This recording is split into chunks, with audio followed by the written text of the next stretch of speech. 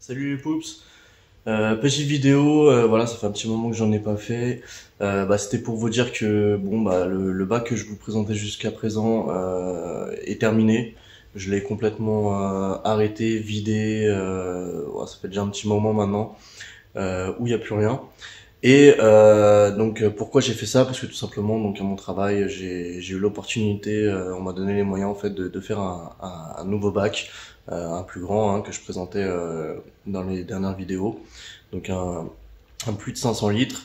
Et donc je vais vous montrer ça maintenant qu'il tourne depuis un petit moment et vous expliquer un peu toutes les galères que j'ai pu avoir. Allez, à tout de suite.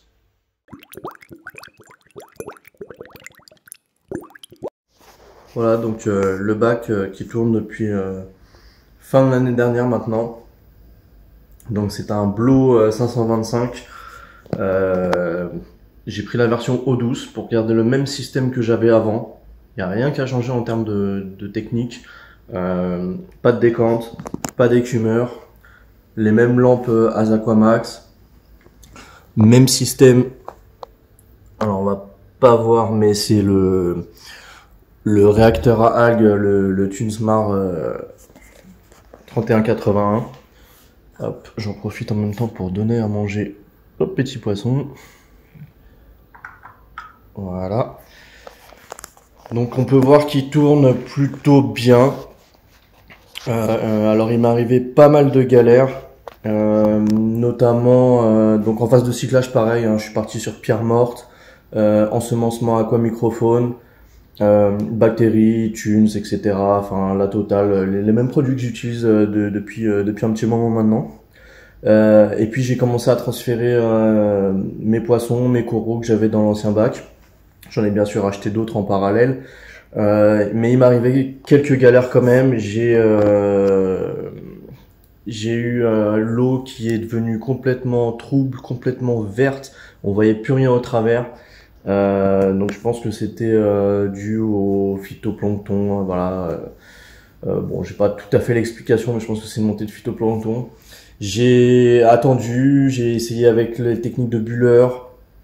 Ça changeait pas grand chose, j'ai attendu un bon moment, de au moins 3 semaines.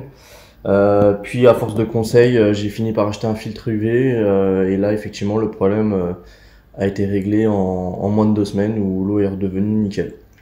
Donc ça c'était pour mes premiers petits problèmes.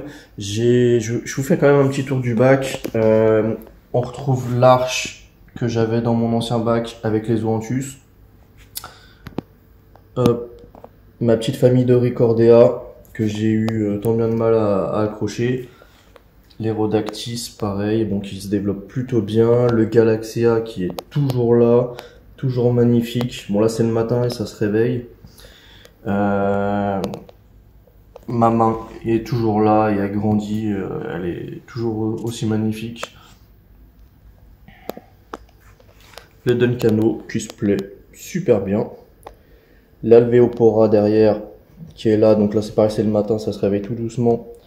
Il y en a un petit deuxième qui est venu l'accompagner juste devant. Ma petite bouture de ma grosse main qui est là, nickel.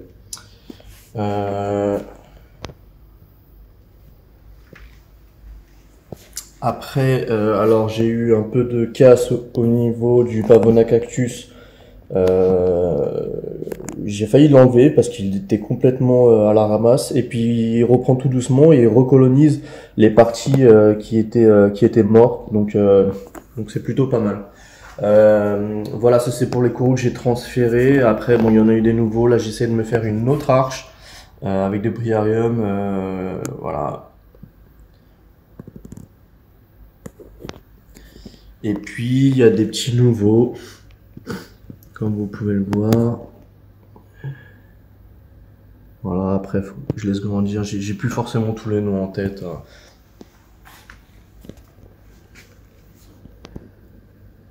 Mon Tipora, voilà, il va s'encrouter. Et là, cette fois-ci, j'ai pas fait la même bêtise que dans mon ancien bac. Il est vraiment isolé tout seul. Il se fera pas brûler par les Rhodactis. Donc ça, je pense que de ce côté-là, ça va bien grandir. Petite étoile de mer rouge. Il y en a d'ailleurs Une deuxième ici. Alors par ici j'ai eu d'autres galères, hein, voilà, que je vais vous expliquer. C'est pour ça qu'il est un peu incomplet ce corail. Ah, ma petite première anémone qui se réveille aussi tout doucement. Bon, pour l'instant les clowns n'ont pas encore été dedans, mais ça ne saurait tarder, je pense, quand elle va grandir. Hop, je vous donne un petit coup à manger au poisson. Donc pendant que je vous explique mes autres galères, j'ai eu, à force d'introduction, une montée de nitrite et j'ai eu des points blancs. Mon Lepatus, hop, a bien sûr réagi au point blanc. Heureusement que ma crevette, donc qui était de mon ancien bac, a nettoyé la majeure partie des poissons, mais j'ai eu une perte d'au moins 50% des poissons. J'ai perdu mes 2 clowns, j'en avais acheté aussi 2 autres clowns, hein, donc il y avait 4 clowns. Les 4 y sont passés. J'ai eu mon Pseudochromis friedmani qui est mort. Mon goby jaune, il y avait d'ailleurs 2 gobies jaunes. Enfin voilà, c'est la plupart de mes poissons, ils sont passés. J'ai toujours par contre mon petit poisson papillon que j'ai plus le nom.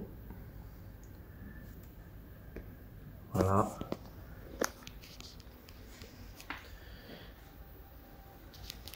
Mais du coup, qu'est-ce que j'ai fait? Bah tout simplement rien pour régler ce problème-là et juste de la patience. J'ai remis quand même si le filtre UV. Je pense que c'est pas mal. Faut toujours, je pense qu'un filtre UV, faut en avoir un. Voilà, en cas de problème. Je l'ai fixé avec une petite pompe à l'intérieur, mis sur une petite planche sur le dessus du bac, et voilà, ça a tourné le temps de régler le souci. Voilà un problème que j'ai eu.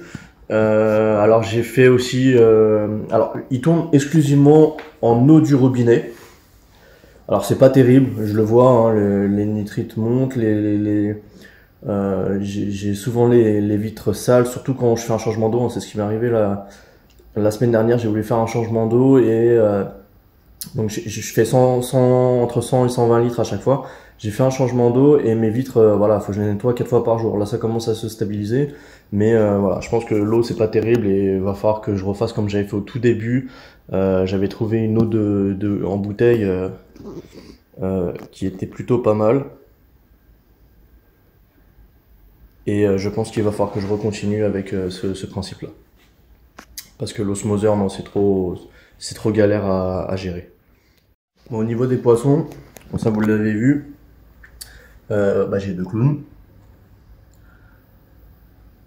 J'ai l'Hepatus, donc qui n'était pas là, bah, faute de place dans l'ancien bac.